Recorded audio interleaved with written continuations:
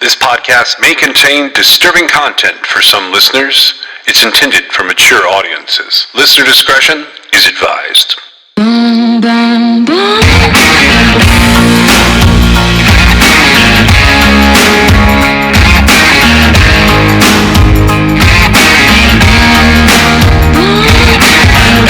This is True Crime XS.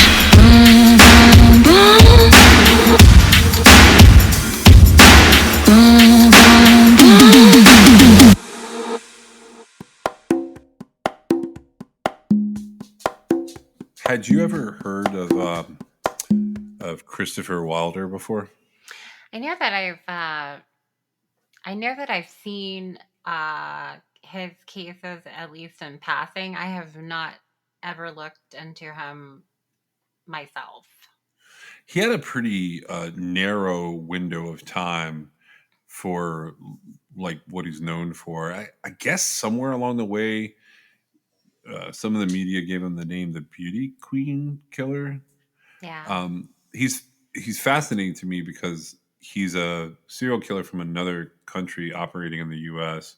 And anytime those cases happen, I always wonder, like, what was really going on there, and like how much are we missing from their stories? So this guy was born in 1945, but the time frame that we're focusing on is the early 80s. He was born in Sydney in New South Wales, Australia. So his dad was American. He was a naval officer, and his mom was Australian. Supposedly, from what I've read, he nearly died at birth because there was some kind of issue giving birth to him. And then he almost drowned in a swimming pool when he was 2 years old. His crime spree actually starts 20 years ahead of where we are. In 1963, on January the 4th, when he was 17 years old, he raped a 13-year-old girl while he was with two other young men. And the two other young men said they had nothing to do with what was going on. He ends up getting sentenced to probation. And there were claims that he got some electroshock therapy, although it's self-reported, so I'm not 100% sure. It would have been common during that time frame, but I don't have any verification of whether or not he actually got electroshock therapy, because that's sort of a big no. It's a very medieval approach to mental health. But it was suggested that the therapy potentially caused further issues with his brain and what was going on in there, and may have exacerbated or aggravated his violent sexual tendencies. If you're 17 and you're raping a 13-year-old, I don't think that you're in the best frame of mind to begin with. In fact, Duncan McNabb went along with me. There's an article, and he's a journalist, and he wrote a story called "The Snapshot Killer" in 2019, where he claimed he couldn't find any evidence that Wilder had ever undergone electroshock therapy. And he also said that the almost drowning at the age of 2 may have been made up by Wilder as well. In 1968, Wilder got married, but after a week's marriage, his wife left him. So she didn't want to deal with whatever he had going on. In 1969, he immigrated to the United States, and he lived in Boynton Beach, Florida, in an upscale home. He was successful there in real estate, and he started to develop an interest in another one of these guys who developed an interest in photography. From 1971 to 1975, he ends up facing multiple charges for different types of sexual misconduct. Now, he's covered by Kathleen Ramsland, who does quite a bit of true crime writing. And back in April 2012, she did a pretty good timeline on Mr. Wilder. He lures a young woman into his truck on the pretense of photographing her for a modeling contract, and he rapes her. So this, later on during this spree, this is identified as what's considered to be his MO, as he's basically saying to these girls, "You're very pretty, I think you'd make a great model. Listen to my accent. I'd like to take some pictures and help you. And despite multiple convictions of different types of sexual misconduct and assault, Wilder never goes to jail for these early offenses. So he goes to visit his parents in Australia in 1982, and he ends up charged with sexual offenses there related to two 15-year-old girls who he had forced to pose nude while he photographed them. His parents end up posting his bail, and he is allowed to return to Florida based on the bail posting to await trial. So there's multiple delays in his court case from 1982, and the initial hearing that happens for that case, he never appears because he's been in the United States and he ends up dying before that case ever gets to court. So in early 1984, Wilder goes on what's described as a 6-week rampage in the United States. That they know of, he left 8 murder victims in his wake.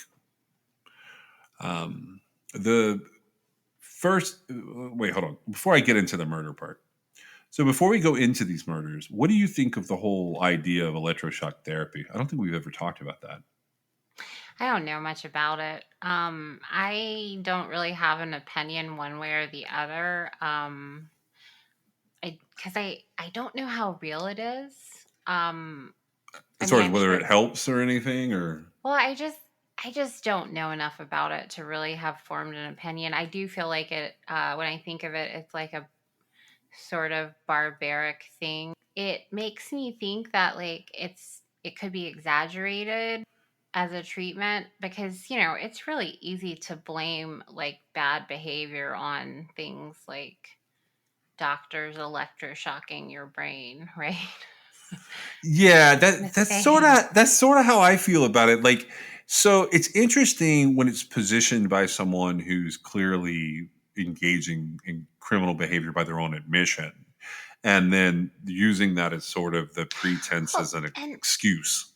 Part of this whole story, and maybe maybe it'll come to light and I'll understand, but it seems like he went on this spree and then he died before he was he died while he was being taken into custody, right? Yeah. Okay, and so like I immediately wonder like what is the context of the narrative here? How reliable is it? I'm not saying it's not reliable, but that's just based on all the research I've done. That's what comes to mind immediately is like, are we sure about that? Well, you're not the only one to question that. There is some good coverage about Chris Wilder out there, and I'll just go ahead and tell everybody it's in writing. Like there's video stuff, but the better coverage, like you have to read some books, and you have to read some long form articles to really get into why this guy is he's a lot of question marks.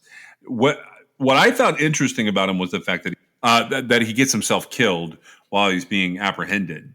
Yeah, well, that doesn't surprise me in the least. Well, so the first murder that like is actually attributed to him is a woman named Rosario Gonzalez. So she's last seen on February 26, 1984 at the Miami Grand Prix. Have you ever been to one of these races? Like a Grand Prix or a Le Mans or any of those? I've been to car races, but I don't know that it's the same thing. This is so the Miami Grand Prix and that series of races. It's a little bit like going to the Kentucky Derby, or it was at the time we're talking about. So it's sort of a big to do, and they have a lot of products that are being advertising there, and they have women that they employ as presentational spokesmodels. So that's what Rosario Gonzalez was doing. She was there as a spokesmodel.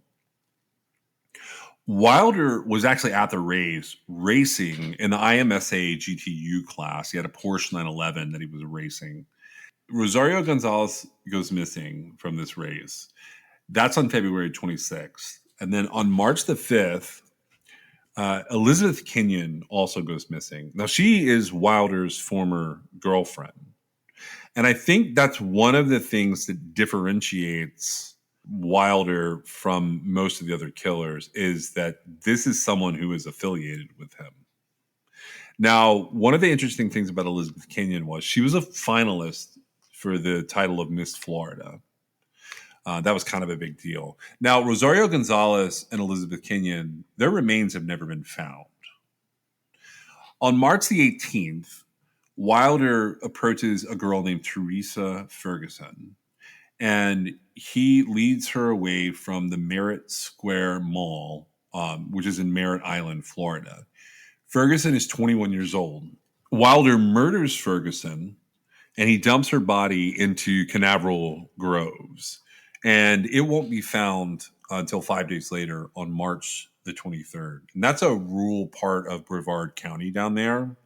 So that's the community that would be like Palm Bay, Melbourne, Titusville, Florida. It does not have, it's more rural than most of the other places that we're talking about down there. His next victim is a 19-year-old girl named Linda Grover that he abducts from the Governor Square Mall in Tallahassee, Florida. Now, Linda Grover is a Florida State University student. He takes her to Bainbridge, Georgia on March the 20th. She had declined his initial offer to photograph her for a modeling agency, after which he assaults her in the mall parking lot. He ties her hands, he wraps her in a blanket, and he puts her in the trunk of his car. Then at first he takes her to the Glen Oaks Motel and he rapes her. He used a super glue blow dryer combination to blind her. And he applied copper wires to her feet to pass an electrical current through them. When she tries to get away from him, he beats her. And she finally escapes. She locks herself in the bathroom and she began pounding on the walls, trying to get the neighboring motel rooms occupants' attention. And at that point in time, Wilder flees in his car and he takes all of Linda Grover's belongings with him. That's another rare occurrence when someone survives. No, I agree. Definitely. So on March the 21st, so basically the next day, Wilder approaches a 23-year-old wife, mother, and nursing student at Lamar University in Beaumont, Texas, about posing as a model. This is Terry Walden. She turns him down, but she ran across him again a couple days later on March the 23rd, and then he kidnapped her. So with her, Wilder stabs her to death and he dumps her body in a canal, and she's found on March the 26th. So after killing Walden, Wilder steals her car. She has a 1981 Mercury Cougar, and he drives away. Or I guess flees. On March the 25th, he goes to the Penn Square Mall in Oklahoma City, and he abducts Suzanne Logan. Then he drives 180 miles north to Newton, Kansas, and he checks into the I-35 motel.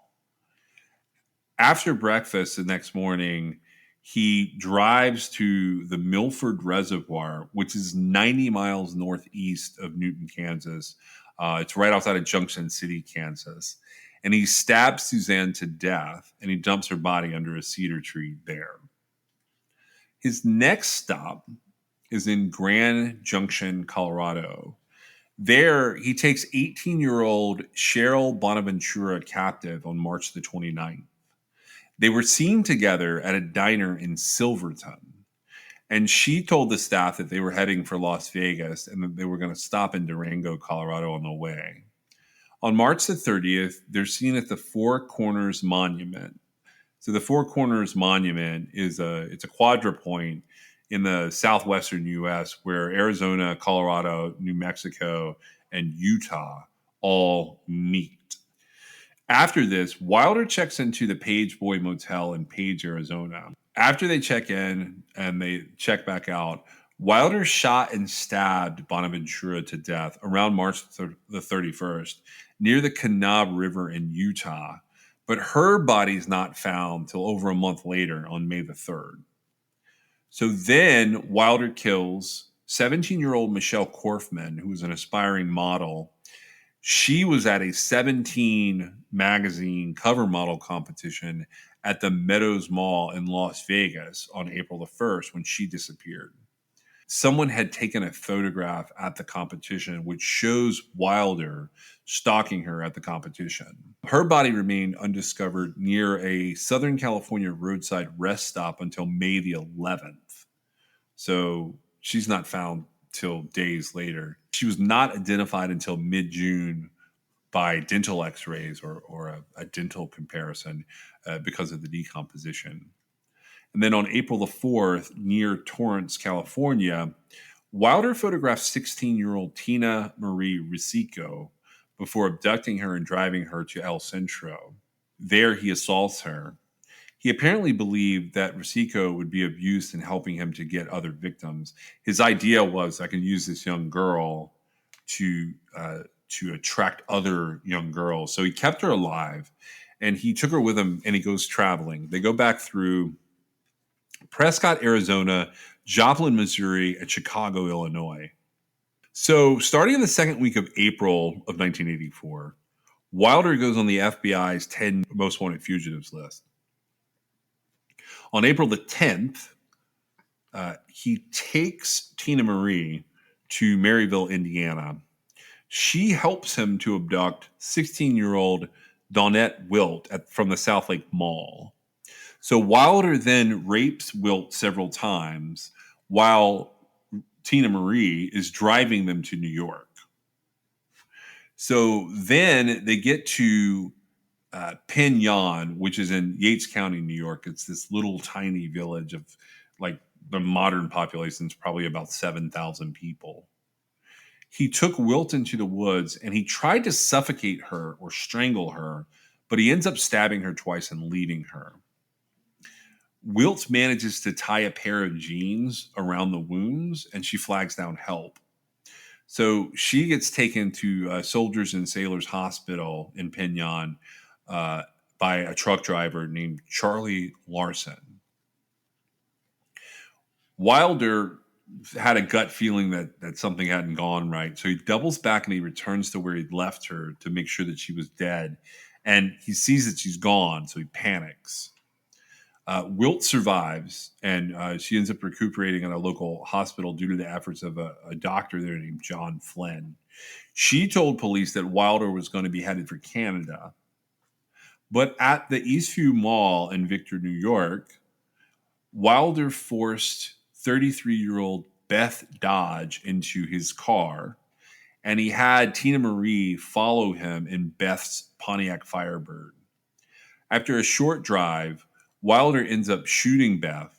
He dumps her body in a gravel pit, and then he and Tina Marie drive the Pontiac over to Logan Airport in Boston, and he buys a ticket to go to Los Angeles.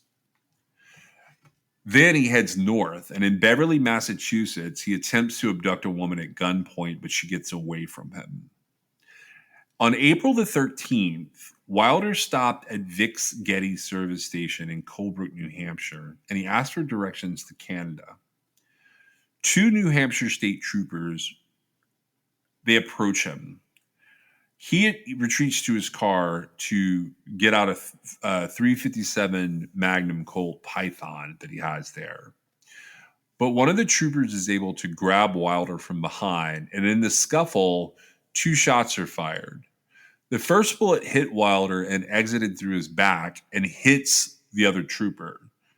The second bullet hit Wilder in the chest, and Wilder died.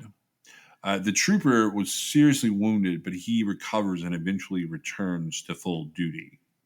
Wilder is no more, and his story doesn't really die with him, but it becomes the source of a lot of speculation. They found a copy of a book on him. It's a book by John Fowles called The Collector. In that book, a man keeps a woman in his cellar against her will until she dies. among other odd possessions. So Wilder ends up cremated in Florida, and he leaves a personal estate behind that's worth more than $7 million. And in June of 1986, an arbitrator rules that the after-tax balance is going to be divided among the families of his victims, even though he's never convicted of anything related to this spree. What do you think of all that murder crammed into just a few weeks? It's insane. The guy had just lost his mind. Yeah, it's one of those cases where it happens so quick. Well, and the survivor knew he was going, or thought he was going to Canada, so he sounds like a talker as well. So as we went through it, I was sort of figuring that the reason they have all this information is because he was telling, especially the girl that he kept alive because she helped him out.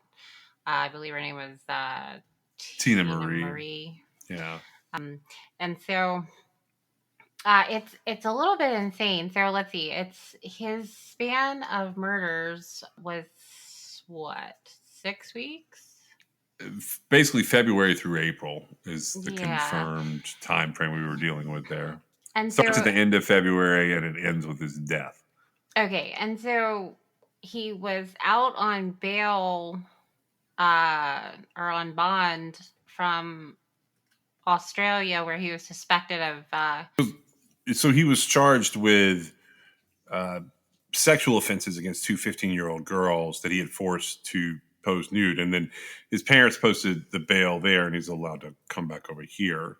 That case never got heard because by the time it was heard in April 1984, he was dead. Okay, so he comes back to the United States where he lives, and it is possible that he thought, well, I'm going to be going to prison in Australia anyway, so let me make, my last hurrah here. It sounds really, really, really sporadic to me. Yeah, it is. It's definitely more spree oriented. That's what it seems like. It seems like you just really were fortunate not to cross his path. That's what because it doesn't seem like, it seems like any random person or random woman he came upon could have ended up being one of his victims. Yeah, so what they end up doing with him is they dump a bunch of bodies sort of in his timeline that the way it gets written up. Okay, so we have 8 known victims, but the general gist of what he was doing, it wasn't like Otis Toole or Henry Lee Lucas. It was a pretty confined time frame, and they had this like sporadic, as you eloquently describe it, geographical road trip that he's on. They do dump into his story quite a few people, and I'm going to bring some of them up here. So Wilder's the primary suspect in the disappearance of 15-year-old Colleen Osborne. I think we've talked about her before. You and I don't know that it's been on the show. She went missing after leaving her Daytona Beach home on March the 15th, 1984. Wilder was confirmed to be staying at a motel in Daytona Beach on that same date. He checked out on the day that Osborne disappeared, and no evidence has been found to connect him. Her body was discovered a few weeks later. It was partially buried near a lake in Orange County, Florida. Initially, though, it's ruled not to be her, and that ends up delaying the formal identification until 2011. So it takes them 30 years to identify her body. He's a suspect in a series of murders in Australia called the Wanda Beach murders. And those are the murders of Marianne Schiff and Christine Chirac at Wanda Beach near Sydney. This is on January 11th, 1965. That's because he looks like a witness acquired suspect sketch is what I guess you would call where they do a composite. So in those murders, here's how that goes. Marion Smith arrived in Melbourne, Victoria with her family in September of 1958. At that time, the Smith family consisted of her parents, who were Helmut and Elizabeth, and her siblings, Helmut Jr., Hans, Peter, Trixia, and Wolfgang. There was another child that gets born into the family. The youngest at that time is Norbert. So once they've arrived in Australia, the Smith family lived in a hostel in New South Wales. And they finally settle in Temora. And in 1963, Helmut moves the family to Sydney after finding out that he's diagnosed with Hodgkin's disease. The family found a home in West Ryde, and in June the following year, so 1964, Helmut dies. Marianne Schmidt, her next door neighbor, is a girl named Christine Chirac. And Christine Chirac was living there with her grandparents, Jim and Jeanette Tagg. Chirac's father had died in 1953, and her mother had remarried and was living in this area known as Seven Hills. It's a suburb of Sydney, Australia. Chirac moved in with her grandparents by her own choice, her own choosing. And when the Smiths arrived next door, she ends up developing a very strong friendship with Marianne. They're the same age. It doesn't mention in here why she wants to live with her grandparents instead of her mom and stepdad, but she does continue to live there. And on the 1st of January 1965, Chirac and Schmidt visited the beach at Cronulla. This is a popular picnic spot for the Schmidt family. There were diary entries, which ended up being read after the murders, that indicated that the girls had kissed some boys at the beach. So the next day, the Smith children visited the Cronulla beach again without Chirac. Mrs. Smith had been admitted to hospital for an operation. It was a pretty major emergency surgery. And she left Helmut Jr. and Marianne in charge of the house. On Saturday, the 9th of January, Marianne and Christine asked Mrs. Smith, who's still in the hospital, if they could take the kids to Cronulla the next day. And she said yes. However, it rained, so they couldn't do it. But on Monday, the 11th, the girls set off by train to the railway station. They transfer. They've got the 4 youngest kids in tow. They arrive about 11 a.m., but it was very windy, so the beach had been closed. So the group walked to the southern end of the beach, and they sort of just hung out on these really pretty sort of oceanscape areas where there's a lot of rocks. Wolfgang still wanted to get in the water. So Marianne went with him to a shallow part of the surf that was away from the rocks. And they returned to the group, and they all had a picnic out there, and they all had lunch together. At some point during this time, Christine leaves the others and she goes off by herself. When she returns, for some reason, they decide to go for a walk into the sand hills that are behind Wanda Beach. So these are like dune areas, but they go on for quite a large geographical area away from the beach.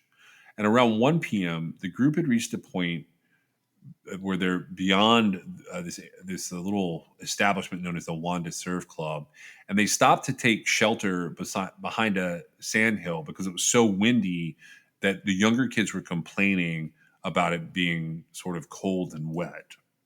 Marianne told her younger siblings that she and Christine would return to the rocky area at the south end of the beach, and they're going to go and get their bags that they've sort of hidden away from view. They're going to come back and get the kids, and they're all going to go home. However, they continued on into the Sandhills area. When they're told by Peter that they're headed the wrong direction, they laughed at him and kept walking. But the Smith children, the younger children, they waited behind the Sandhills until 5 p.m., at which time they returned to collect their bags, which included Marianne and Christine's purses. And they got their shit together, and all these kids went home on the last train. They get home around 8 p.m., and Marianne and Christine are reported missing around 8:30 by Christine's grandma that she lives with. The next morning, on Tuesday the 12th, Peter Smith takes his 3 youngest nephews for a walk along the Sandhills. some distance north of the same place they had been at behind the Wanda Surf Club, he discovered what appeared to be, or what looked like, a store mannequin that was face down in the sand. He brushes away the sand from the head and he realizes it's a human body. So the police get called to the surf club. And at this point, Peter tells them that they found a young woman. But when the scene is examined, Marianne is found lying on her right side with her left leg bent. So it's not a mannequin, it's Marianne Schmidt. And then they discover that Christine Chirac is also there. She's face down with her head against the sole of Schmidt's left foot. So they're both sort of buried here. They both have scratch marks on their face. And there's a drag mark that leads away from the scene. So police determined that Christine had run away, probably while Marianne was dying. But then she was caught and dragged back to the body of her friend, and she was also killed. They go looking for murder weapons, either some type of blunt instrument, and they believe that one of them is some type of blunt instrument, and they're looking for a long knife, but they're never found. Sand around the murder scene is sifted out, and various items are found, and they finally do come up with a knife blade, but it's much later. The autopsy for Christine found that she had a blood alcohol of 0.015, but Marianne did not have any alcohol in her system. It was also discovered that Christine had consumed food, probably a Chico roll, because they found cabbage and celery in her system, and it was different from the rest of the party. So they believed that she had gotten the food while she was alone and away from them.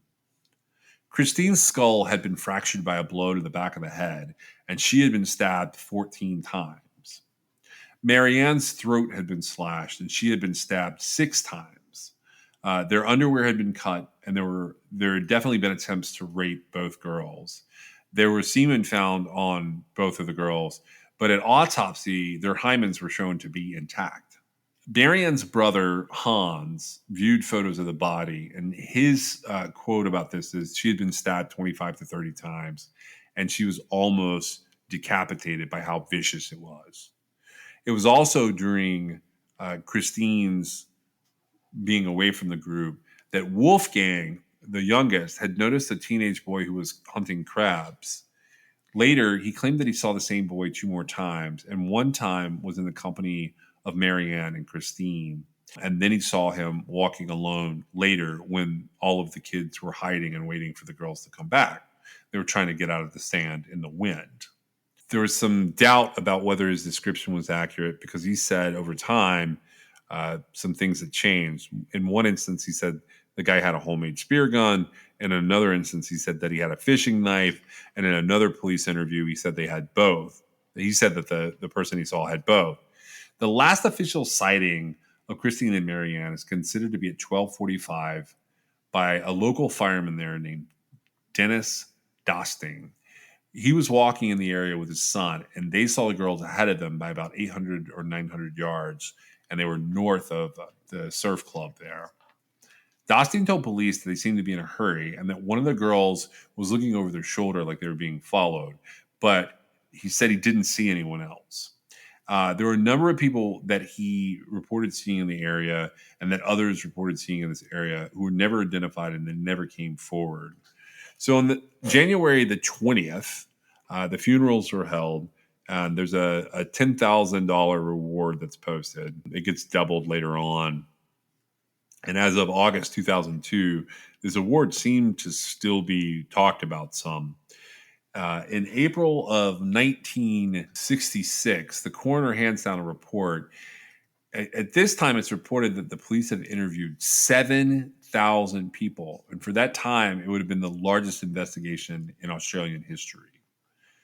Despite all of this is a cold case. These murders are always, they're still considered a cold case.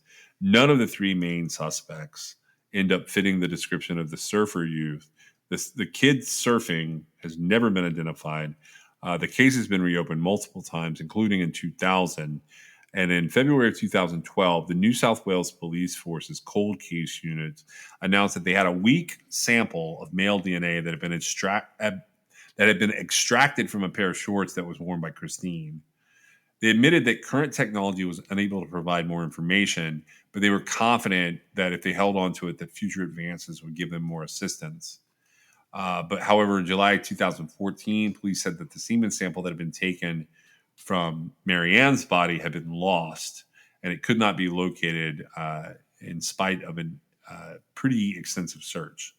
So they have some suspects in this. They have 3. The first suspect was identified by a guy named Sec Johnson. Now, Sec Johnson was a detective who investigated the murders. In 1975, he was given a painting by Alan Bassett. Bassett had been jailed for murdering Carolyn Orphan, who was a 19-year-old woman, on the night of June 11th, 1966. She had been attacked, raped, and strangled, and then her skull had been crushed by a rock. On the night of her murder, Carolyn Orphan had been out on the town with her friends. She had gone to the Ironworkers Club on Crown Street, and she had met Bassett there. So Bassett gets sent to prison for life. He serves 29 years. He ends up getting released in 1995, by the way. The painting was titled A Bloody Awful Thing, and it was an abstract landscape. Sec Johnson, he believed that the painting showed blood trails, a broken knife blade, and the body of a victim.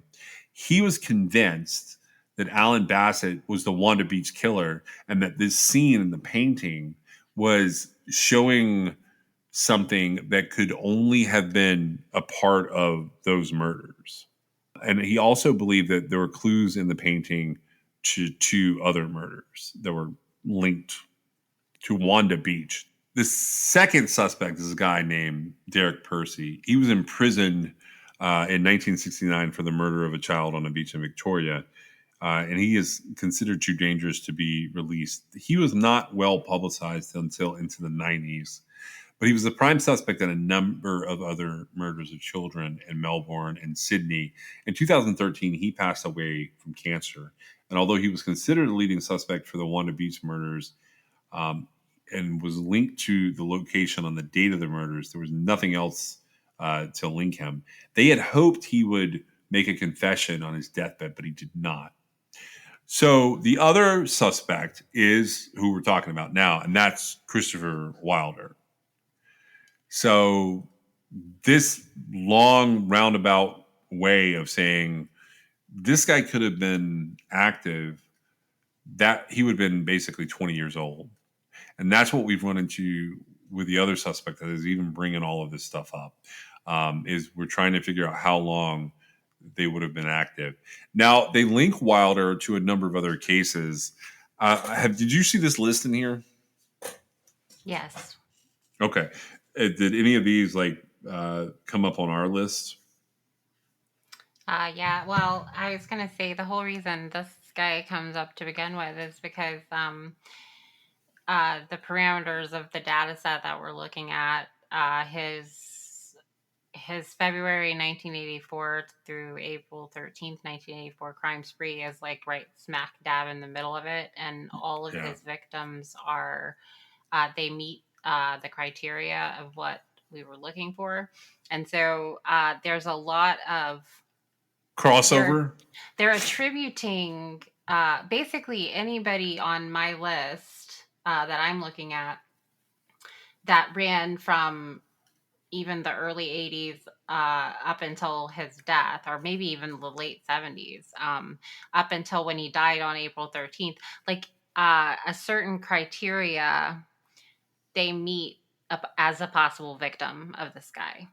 And I have thoughts about that, but I find it. Now, I just want to clarify. So he didn't actually kill the girls in Australia that he was on bond for. He just assaulted them, right? Yeah.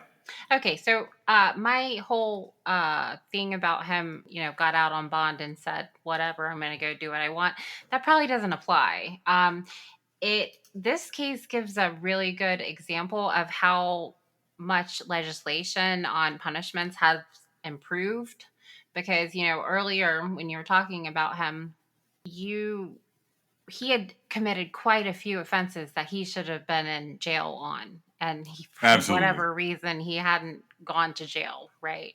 And so it, I find it hard to attribute.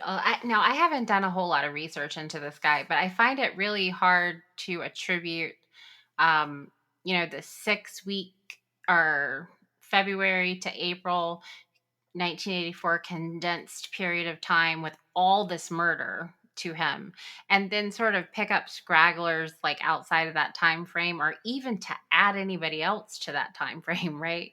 So I'm not saying that I feel like he probably killed before, and just based on sort of the way he was unraveling there. But I would have to do a very thorough investigation before I could just, put him on his pile, so to speak. And that's not to put down the victims. I'm just saying, like, I feel like it's a free for all almost. Yeah, it kind of gets that way. I mean, they do. I will say that with this one, I think there's a lot more um, effort that went into linking him or not. And I'm gonna go over a couple more of these cases. I mean, even with the Wanda Beach murders, there were other murders that were possibly linked to the Wanda Beach murders that they they sort of give you pause. And the short version of those are uh, there were two less well-known murders that occurred in early 1966 that were sort of in the shadow of what's known as the Beaumont children. I'm definitely not getting into that here. But at the time, the local police had speculated there was a possibility that Wanda Beach was connected to other killers. This first one is on Saturday, the 29th of January, 1966. There was a 56-year-old cleaning woman named Wilhelmina Kruger. She gets killed in Piccadilly Center on Crown Street, which is in Wollongong. Her bloodied body was discovered around 5:45 a.m. at the foot of the basement level stairs by a butcher who had arrived for work.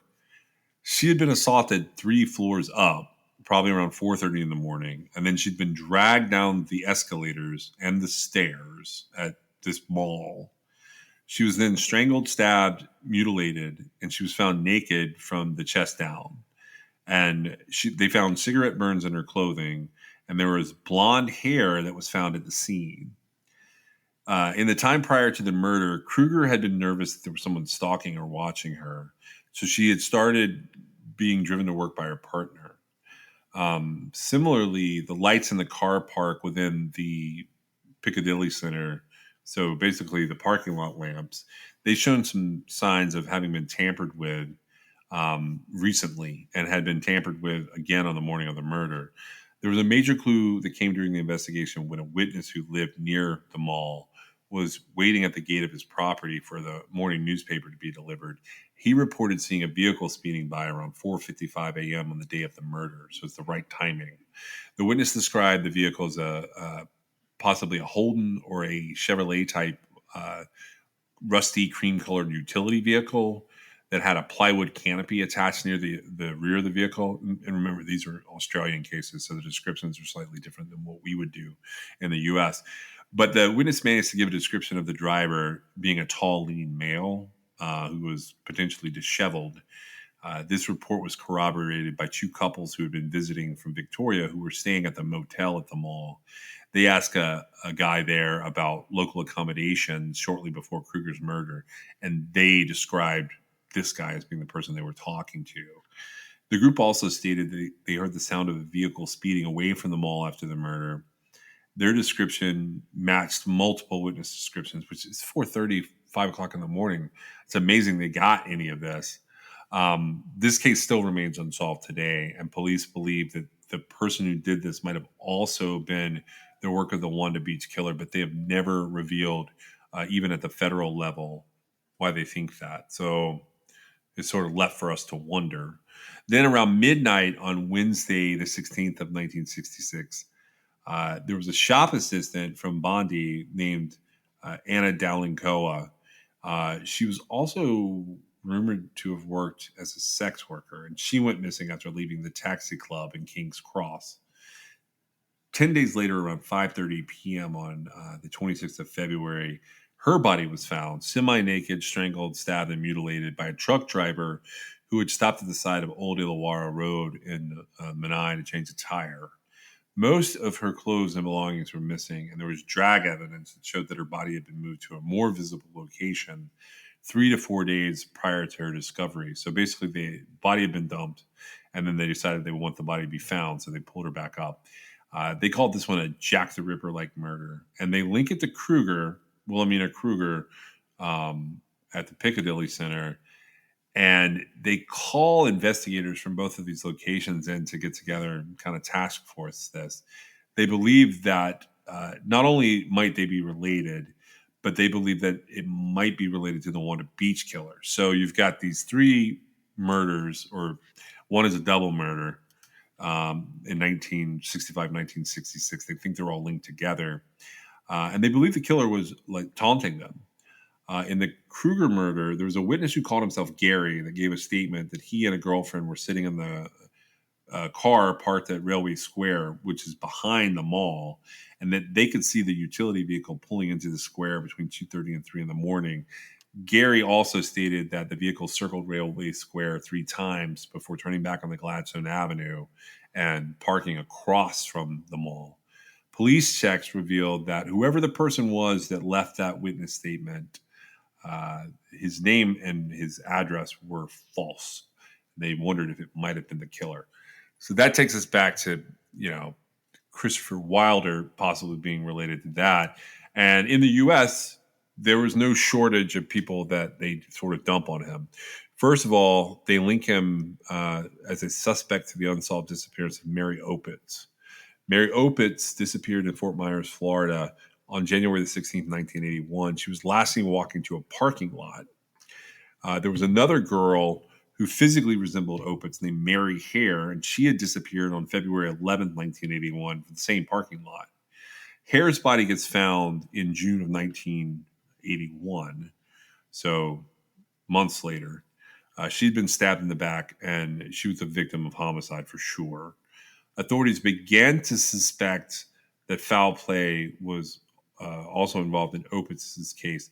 But as of December 2020, Opitz's case remains unsolved. And I couldn't even find, I couldn't find a lot about Opitz's case, but she ends up, you put her on our list, so she fit the parameters for what we were looking for elsewhere, at least geographically, possibly time. It's a little early in the timeline, but I still think we have to look at it. For our parameters. Now, it has come up that, we're talking about her here because she is thought to be a possible victim of Christopher Wilder. And that ultimately may end up ruling her out for us, that alone. That's true, but under the circumstance, which we're not doing Christopher Wilder. He just came up in the passing of, the situation of the data we have. But to me, I don't even see why she's been thrown into this particular pile. Oh, you don't see why she's on the list of Wilder? I think it's just a matter of time and place. I have not... But time-wise, we're talking about 2 years earlier. Correct. Right, and so Christopher Wilder had this spree that occurred, right? Oh, yeah, it's absolutely a good example of there's a serial killer. Let's see what we can dump him on. It gets weirder. I know it does. Yeah, no, I know. In 1979, there was a body of an unidentified woman who had been found in a field in Caledonia, New York. She was a victim of a homicide. She'd been shot twice, once in the front of the head and once in her back. Despite the fact that she was found quickly, she remained a Jane Doe until 2015. In 2015, she was identified as 16-year-old Tammy Alexander, who had disappeared from Brooksville, Florida in 1979. So what could link Alexander to Wilder is the fact that she was found wearing an auto sports jacket when her body was discovered. So Wilder was a race car driver. He was also a photographer. And some of the drivers were known to purchase auto sports products. So the idea was somehow she's got his jacket or it's affiliated with a place he had been. Alexander was shot and killed by a 38 caliber bullet, which was recovered in the dirt under her body. This caliber ammunition can be used in a 357 caliber revolver, like the one that Wilder had on him when he got into it with the troopers who killed him. I have not seen anything that there's evidence of ballistic testing where they're trying to match these rounds. I don't know how that would work when you're bouncing calibers like that and just happens to be the same gun. I don't know how you do that type of ballistic testing. I tried to read a little bit of it in our break, doing a little research on this, and I realized it was going to be more complicated. But I put that on my list to check out, but I realized like we're not even covering Wilder. Wilder just came up in the middle of everything else. Right. Yeah, because his victims, all the victims that are purported to be his, in accounts by various sources, that their bodies weren't recovered, they're all on our list. And that's the list, not the other possible victims, but the ones that have actually been, I guess, officially attributed to him in that, like, their families received to the state. Right.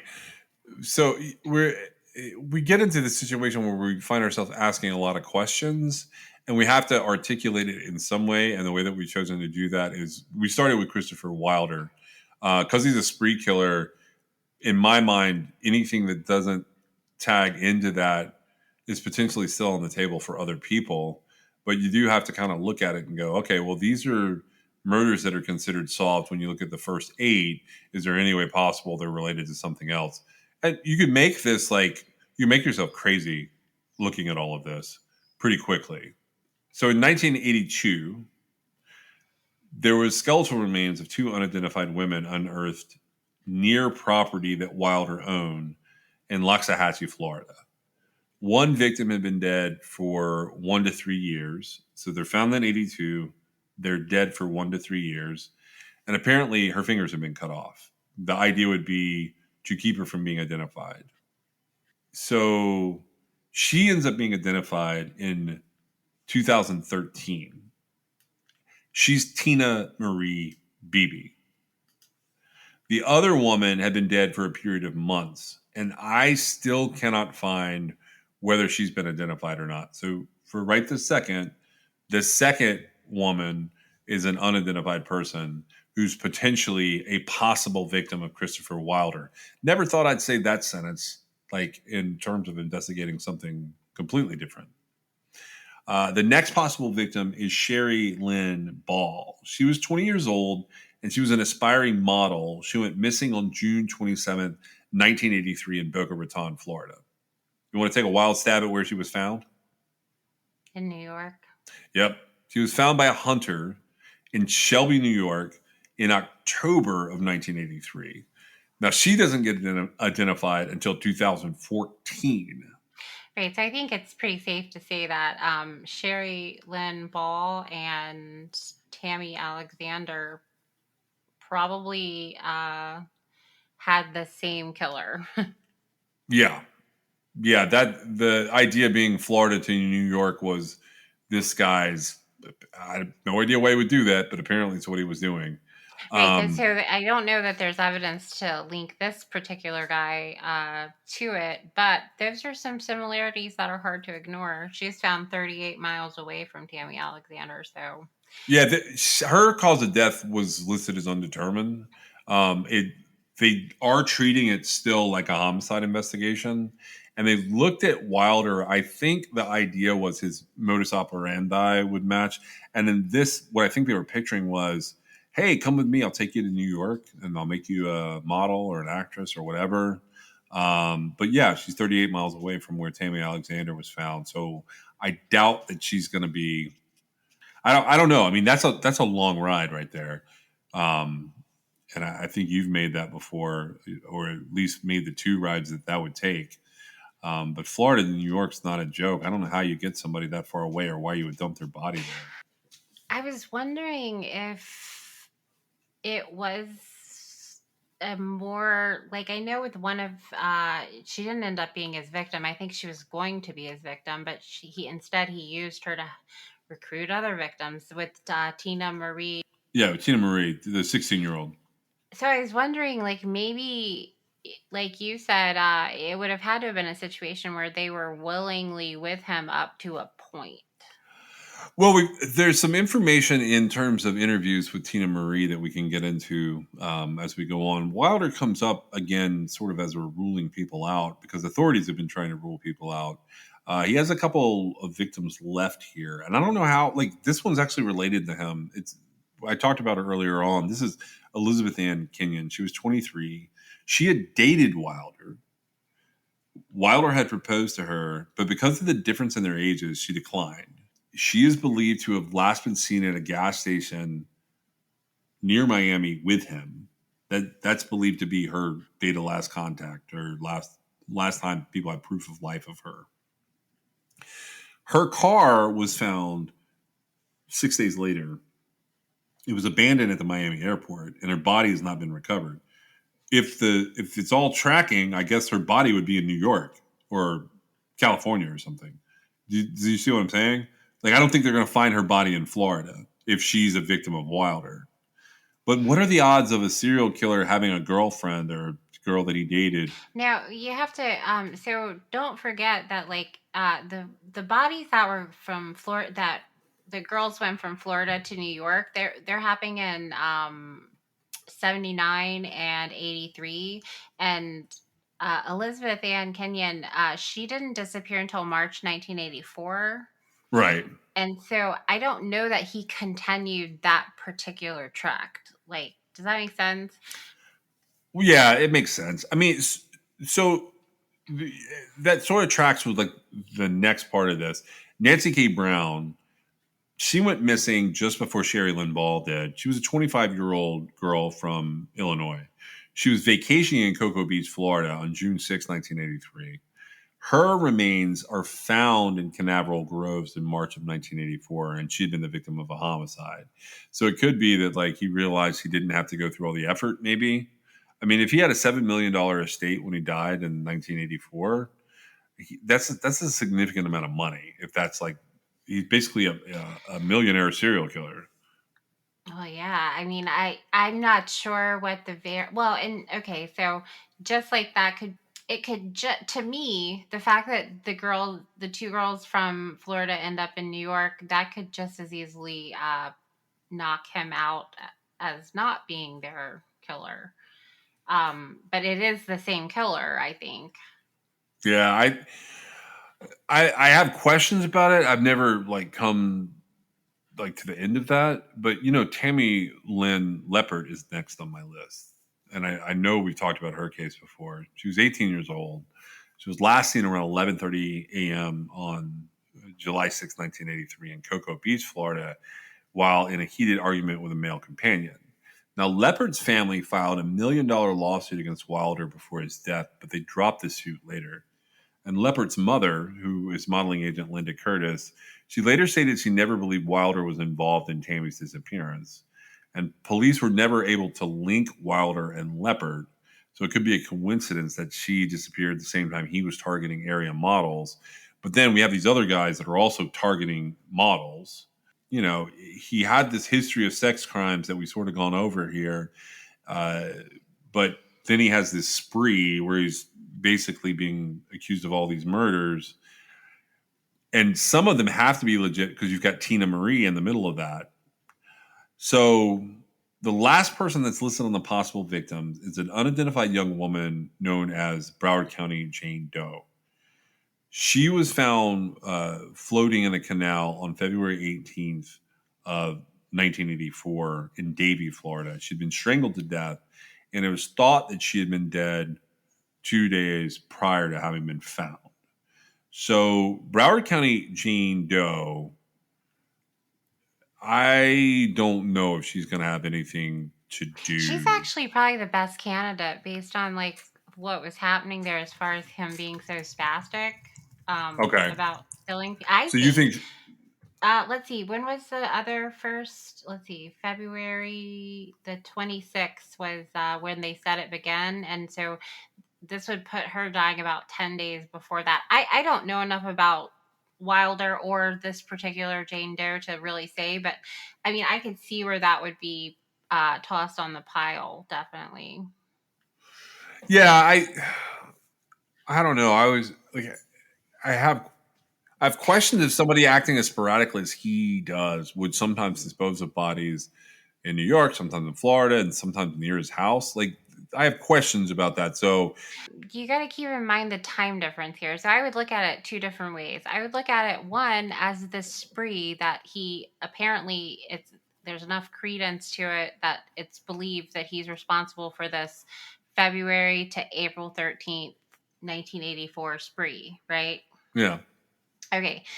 And then I would look at like the rest, like for example, Tammy Lynn Leopard. I think her case is a pretty well known case, and so she went missing July 6, 1983. So that we're talking about like almost a whole year before the spree, right? yeah, Okay, and I would say that in the event that I don't necessarily think that she's Christopher Wilder's victim, but if you kind of follow what we were talking about through there, just sort of how I research things, you've got Sherry Lynn Ball, who disappeared June 27th, 1983. And she was eventually found in Shelby, New York on October 29th, 1983. yeah. Um, so with Tammy Lynn Leppert disappearing on July 6th, 1983, and her body has not been recovered, it would be a pretty safe bet that, like, if Tammy Lynn Leppert showed up close to where Tammy Alexander and Sherry Lynn Ball were found in New York, that she would have been with the same had been abducted by the same killer, because you're talking again about what between June 27th, 1983 and July 6th, 1983. That's only it's less than 10 days, right? Yeah, but you've got okay, but you have to deal with Sherilyn Ball. Who are you saying was the other 1983? Tammy Lynn Leppert. Right. Yeah, yeah. No, I agree with that. But the other New York case was in 1979. Correct. That was the Tammy Alexander case. That's what I screwed up. I screwed up my Tammys. Right. And so I'm saying, like, so while they're definitely not part of the spree, right? What we have is a 1979 woman who was taken out of Brooksville, Florida, a 16-year-old Tammy Alexander out of Brooksville, Florida. She disappeared and then was found but not identified until much, much later in Caledonia, New York. Well, then you've got Sherry Lynn Ball. Yeah. She went missing in June 27th, 1983. So she's not going to have been connected in any way to Tammy Alexander, but the way that her disappearance went down and then her body being recovered was very similar, right? Yeah. Because of the whole Florida to New York thing. That's a huge deal. You typically don't find this type of connection, I don't think. They may not have anything to do with one another, but I kind of doubt it. Now, but what I'm saying is if Tammy Lynn Leppert were to be the same person's victim, her body's going to be in New York. I follow what you're saying there. So he would have taken both of these girls. I mean, I don't it's possible that he killed them and then drove up from Florida to New York. That's a little crazy, but it's possible. But I'm just saying, based on the fact that they both disappeared 10 days apart, that's what I would look for. Okay, so now there's still work being done on Chris Wilder's case. I know I said like you can read about him, you can see some of these other things that are going on in terms of like possible victims, but there's some good write-ups about his spree. You can find several of those if you just start Googling him. The long form articles to me are a little bit better. I feel like the books drag on and on because there's a lot of speculation involved with them. But I do want to point out that there's some kind of work still going on, and here's how I know that. On May 3rd, 1973, a man discovered the body of two sisters, Mary Jenkins, who was 16, and Marguerite Maggie Jenkins, who was 18. They were in a wooded area in Key Largo, about 100 miles from where they were last seen. They had been seen the day before trying to hitchhike back to their home in New Jersey. Both girls had been sexually assaulted as well as subjected to blunt force trauma and shot to death. There's a lot going on when you're beating someone to death and also shooting them. Authorities had looked into the possibility that Wilder was the person responsible for the murders because he had already been attacking women during this time, or assaulting women to some degree. And he had resided in Boynton Beach in 1973, which is 150 miles from Key Largo. However, Wilder ends up being ruled out when DNA recovered from a bite mark on one of the girls did not match his. So that means DNA from a 1973 bite mark on a victim of sexual assault, shooting, blunt force trauma, And murder. murder ends up not matching Wilder. Right. So she's ruled out. So they're doing some work on this much, much later than Wilder's death. Now, this is the most interesting one for me. On March 7th, 1984, I believe. Yeah. Yes. March 7th, 1984, Melody Marie Gay, 19 years old, was abducted while working the graveyard shift at an all-night store in Collier County, Florida. Her body gets pulled out of a rural canal 3 days later. Due to the similarities between her murder and Wilder's crimes, they were thought to be connected, but he's since been ruled out as a suspect. I look at her case, and she's really the reason that we're kind of talking about this right now. What about that stands out to you as something that might be related to what we're looking for? Well, she's at an all-night store and she disappeared, and she was 19 years old, and it was time-wise, it fits with what we were looking at. If she hadn't been found, she'd be on our list. So I'm going to go a little bit deeper with that. I'm going to agree with you. The scent of Melody Gay's perfume never left her parents' home near Everglades City. That starts off a Naples Daily News article. You can find it in Naples News, May 22nd, 2010. Doesn't have a byline, otherwise I would credit the author. It's not just an all-night store. Here's what the article says. It wasn't a sweet smell, nor was it flowery, but it was clean. To her mother, Patricia Gay, that faint but lingering scent was like an extension of Melody, which remained long after she was abducted and killed in March of 1984. I hated to leave and move someplace else because I was afraid she'd still be there. Patricia Gay was 75 in the time of this article. She had moved to North Florida in 1995 with her husband, Daryl, who was Melody's father. Melody Marie Gay would have turned 46 the summer of 2010. She should have had a career, a family, and children of her own. But in 1984, Melody was a 19-year-old graduate with honors of Everglades City High School with long blonde hair and an independent streak. She dreamed of going to college and working with handicapped children. Around February, Melody took a job at 7-Eleven off Collier Boulevard on the way to Marco Island. To be closer to work, she moved in with her sister at a nearby mobile home park. She had to break the apron strings, and they were very tight. Melody loved to work, always had, and was enjoying her new gig. She enjoyed meeting a lot of interesting people, but didn't like working the night shift by herself. Patricia Gay said that when she eventually saw how remote the store was at the time, she begged her daughter to quit. She said, "Mom, you taught us never to quit a job. You always give them notice." Marco area 7-Eleven store clerk vanishes, read the headline in the March 7, 1984 edition of the Daily News. Melanie Gay disappeared from the store around 4:30 a.m. Her purse still inside. No one had touched the money in the register, and there were no signs of a struggle. That weekend, a fisherman made the gruesome discovery. Melanie Gay's body was floating face down in a canal off White Boulevard. She'd been raped and strangled. Detectives received tips, followed leads. They interviewed family, friends, ex-boyfriends, acquaintances, and people known to have visited the 7-Eleven while Melody was working. But as is the case in the eyes of many families of unsolved homicide victims, it wasn't enough. Patricia Gay called the investigation worthless. "If they tried hard, I don't see it. I'll put it that way," she said. Former Sheriff's Detective Harold Young, who headed up the unit investigating the case, said detectives did everything they could to bring justice to Melody Gay.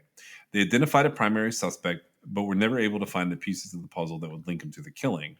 Some websites list Melody as a possible victim of Christopher Wilder, who was a serial killer who abducted, raped, and killed at least 10 women in 1984, starting in Florida.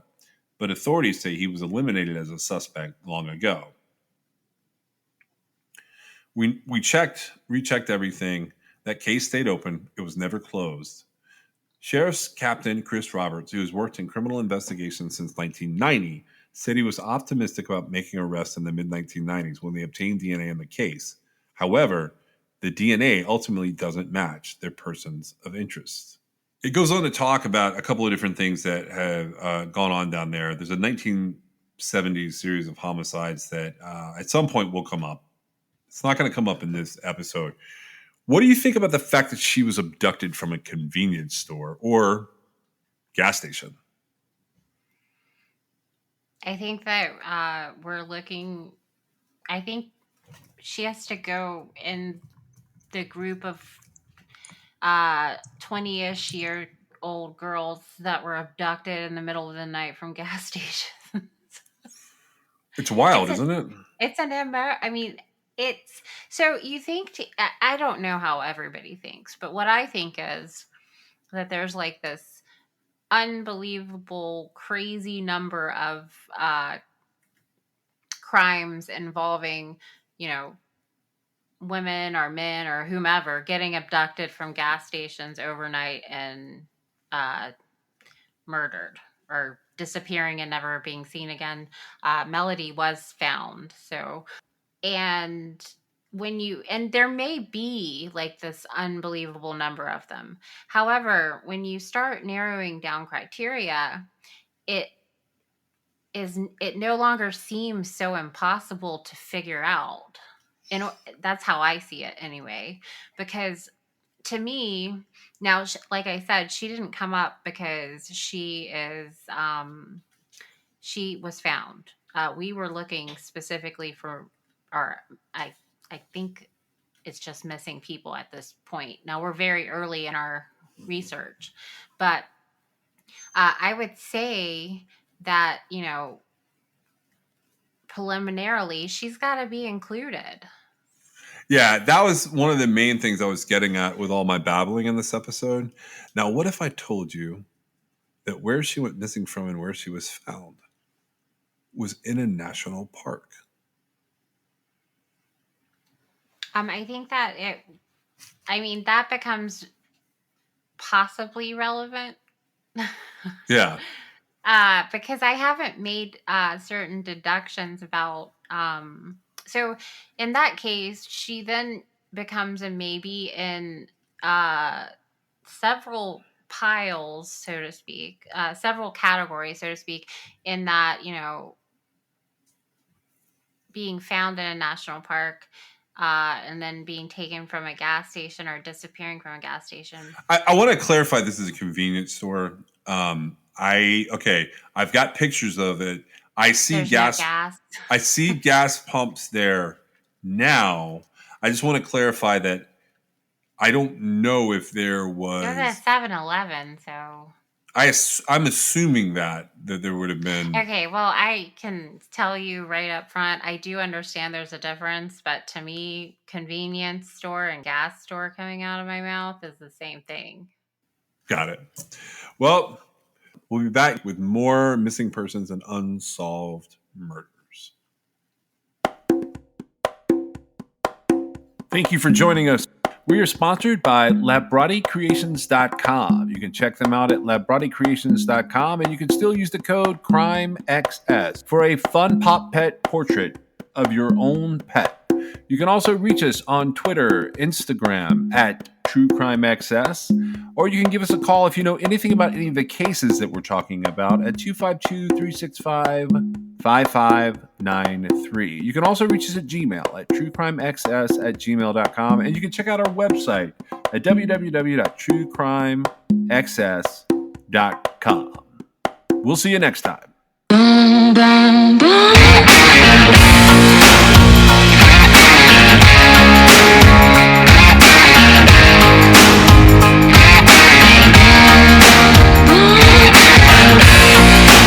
This is True Crime XS.